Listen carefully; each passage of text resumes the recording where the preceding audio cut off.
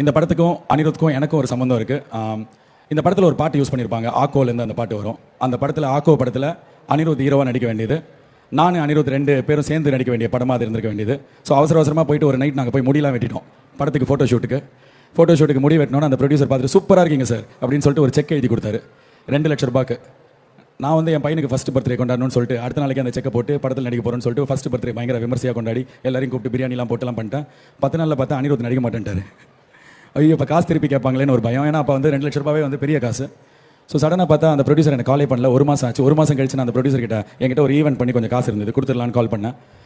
அந்த ஆக்கோ படத்தோட டேரக்டர் அந்த ப்ரொடியூசர் எல்லாம் உட்காந்துருக்கும்போது கால் பண்ணால் ஸ்பீக்கரில் போட்டிருந்தாங்க, இந்த மாதிரி தீபன் அந்த 2,00,000 ரூபாயில் ஒரு 1,00,000 ரூபாய் இப்போ கொடுத்துட்டான் ப்ரோ, அது அணி எப்போ கொடுத்துட்டாரு, வாங்கக்கூடாது அவர்கிட்டன்னு சொல்லிட்டாரு அப்படின்னாரு. ஸோ அந்த 2,00,000 ரூபாய் வந்து என் பையனோட ஃபர்ஸ்ட் பர்த்டே கிஃப்ட் அப்படின்னாரு. ஸோ அனிருத்தோட வைத் இஸ் கொலவெரி ஐ திங்க் என் ஷோவில் தான் லான்ச் ஆச்சு, நான் தான் ஃபஸ்ட் லான்ச் பண்ணேன். அப்போலேருந்து அவர் எனக்கு வந்து என்னோட தம்பி மாதிரி. அண்ட் அப்போலேருந்து அவர் வந்து விக்னேஷ் சிவனுக்கும் ஒரு மிக பெரும் பில்லர். அவரோட முதல் படத்துலேருந்து கூட இருக்கார். நிறைய நேரத்தில் அவர் பிடிக்காத மாதிரி தான் இருக்கும், கடுப்பேற்றுவார் விக்னேஷ் சிவன். ஆனால் அதெல்லாம் மீறி ஃபேமிலி தான் கூட நிற்கும்.